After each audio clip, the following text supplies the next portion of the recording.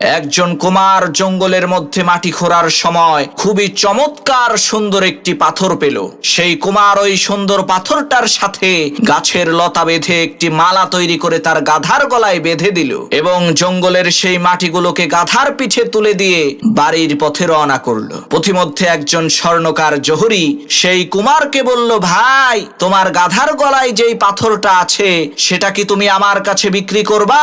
তখন সেই কুমার বলল, হ্যাঁ, বিক্রি করব, তবে দাম কিন্তু 100 টাকা। তখন সেই স্বর্ণকার জহুরি বলল, আরে মিয়া, 50টা টাকা দেব, দিবা নাকি কও? তখন সেই কুমার বলল, না ভাই, এত অল্প দামে পাথরটা আমি বিক্রি করব না। এই বলে সেই কুমার সামনের দিকে রওনা করলো। পথিমধ্যে আরেকজন স্বর্ণকার জহুরি সেই কুমারকে বলল, ভাই, আমি তোমাকে 1000 টাকা দিচ্ছি, বিনিময়ে তোমার গাধার গলায় থাকা ওই পাথরটা আমাকে দিয়ে দাও। কুমার বলল, ঠিক আছে, নিয়ে যাও। কিছুক্ষণ পর প্রথমের সেই স্বর্ণকার এসে বলছে, কি ভাই, পাথরটা কি বিক্রি করে দিছো নাকি? কুমার বলে, হ্যাঁ। তা কত টাকা বিক্রি করছো?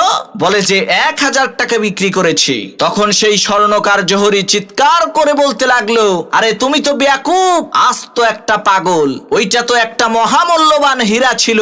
ওই লক্ষ কোটি টাকা দামের হীরা তুমি মাত্র 1000 টাকায় বিক্রি করছো। তখন সেই কুমার বলল, আরে ভাই, বেয়াকুব তো আমি না, বেয়াকুব তো তুমি। ওইটা তো আমার কাছে শুধুমাত্র একটা সুন্দর পাথর ছিল। ওইটার যে কত মূল্য তা তো আমি জানতামই না। কিন্তু তুমি ওই পাথরের মূল্য জানার পরেও শুধুমাত্র 50 টাকার লোভ সামলাতে না পেরে লক্ষ কোটি টাকার সম্পদ হারাইছো। প্রিয় ভাইরা আমার, আমরা ওই বেয়াকুব স্বর্ণকার জহুরির মতোই। আমরা জানি জান্নাতের মূল্য যে কত, কিন্তু 50 টাকার সামান্য এই তুচ্ছ দুনিয়ার লোভ সামলাতে না পেরে আমরা চিরতরে জান্নাতকে হারিয়ে ফেলি।